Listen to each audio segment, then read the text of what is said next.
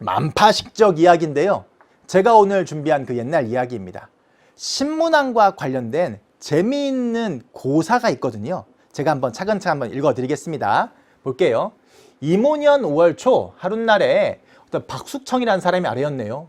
전하, 동해 가운데 작은 산이 가문사를 향해 와서 파도가 노는 대로 왔다 갔다 합니다. 이렇게 얘기하고 있네요. 이 가문사가 무엇이냐면요, 신문왕이 자기 아버지, 그러니까 문무왕을 위해서 지은 절이에요. 방금 전에 문무왕이 다 짓지 못한 절이 있다고 했었지요. 그게 바로 가문사입니다. 은혜에 감사하는 절. 그래서 혹시 이 가문사 터에 가보시면요, 지금 문무왕이 동해 용이 되겠다고 했잖아요. 그 건축물 아래에 길이 있습니다. 용이 다닐 수 있게끔 길을 만들었다는 그런 이야기도 있습니다. 자, 그 가문사에 와서 파도가 노는 대로 파도가 철썩 올 거 아니에요.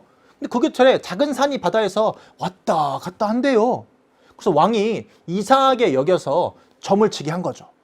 점을 치게 했더니 폐하께서 해변으로 나가보신다면 반드시 값으로 칠 수 없는 큰 보물을 얻게 될 것입니다. 점괘가 나왔네요. 그러면 큰 보물 받으러 가야죠. 그래서 그달 이튿날 의견대로 가서 사자를 보내 살펴보게 했더니요, 거북이처럼 생긴 산이 있고 꼭대기에 대나무 한 그루가 있었다고 합니다. 그런데 신기한 게 이 대나무가 낮에는 둘이 되었다가 밤이 되면 딱 합쳐지는 거예요. 다시 나눠졌다가 또 합쳐지고, 얼마나 신기합니까? 그래서 왕이 배를 타고 그 산으로 들어간 겁니다. 들어갔더니 용이 검은 옥띠를 주면서 왕에게 다음같이 물어본 거죠. 이 산과 대나무가 어떤 때는 갈라지고 어떤 때는 맞붙고 하니 무슨 까닭인가? 하고 이제 용이 대답을 해줍니다. 비유로 말씀드린다면 한 손으로 치면 소리가 나지 않고 두 손으로 쳐야 소리가 나는 것과 같습니다. 이 대나무는 합쳐야만 소리가 납니다. 폐하께서 소리로서 천하를 다스릴 좋은 징조입니다. 이 대나무로 피리를 만들어 불면 천하가 화평해질 것입니다. 그리고 지금 아버님께서는 바다의 용이 되셨고 김유신도 천신이 되셨습니다. 그 두 사람이 힘을 합쳐서 이것을 주겠다는 거죠. 그래서 왕이 그 대나무로 피리를 만들게 했는데 그 피리의 이름이 만파식적이라는 겁니다. 이 피리만 불면은요, 적군도 물러가고 가뭄이 들면 비가 내리고 장마가 있으면 개었다고 하네요. 정말 만능 해결사 같은 것이죠. 그렇게 국내외적인 어려움이 있는데 만파식적으로 해결한다는 거죠. 어느 왕이? 신문왕이요. 그럼 신문왕 때 왕권 강화와 관련된 모습을 찾아볼 수 있는 것입니다. 만파식적 이야기 상식적으로 알고 계시면 좋을 것 같습니다. 다음 보겠습니다. 지금까지 봤던 내용들, 왕들 다 나와 있었는데요.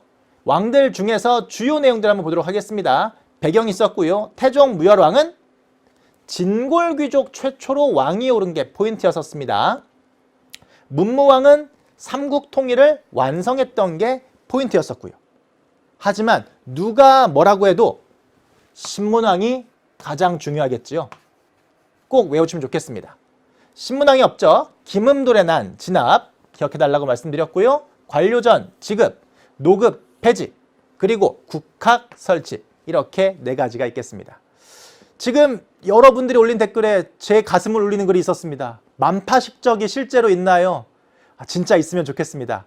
아까 다른 학생이 댓글 올린 거예요. 만파식적이 지금 있다면 이 저 필이 불어서 제가 이 코로나19, 19 다 물러나게 정말 하고 싶네요.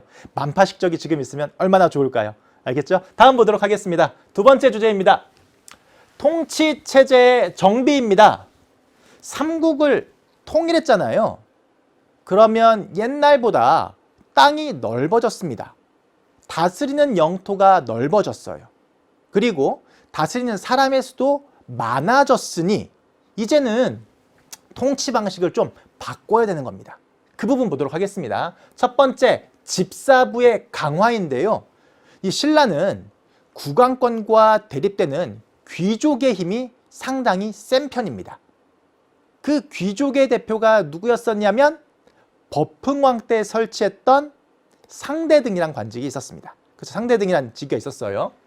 근데 왕의 직속기관으로 집사부라는 기구가 있거든요. 지금으로 이야기하면 지금은 행정부를 이끌고 있는 수장이 대통령이지요. 그 대통령 아래에 대통령을 도우는 기구로 대통령 비서실이라는 게 있습니다. 그 비서실과 같은 기구라고 보시면 돼요. 왕의 직속기관으로 여러 개 부서를 관장하는데 이 집사부의 장이 누구냐면 시중이라고 합니다. 다른 말로는 중시라고도 하는데요. 이 통일이 된 이후에 이 시중의 권한이 강해지는 겁니다. 왕명을 받드는 시중의 권한이 강해지고 반면 귀족을 관장하는 상대 등의 권한은 약화되었다. 생각해 보세요. 통일 직후예요. 통일 직후면 왕권이 강한 시기. 왕권이 강한 시기니 당연히 왕을 받드는 시중의 힘은 강해지고 상대 등의 권한은 약화된다는 것입니다. 아시겠죠? 다음 보겠습니다.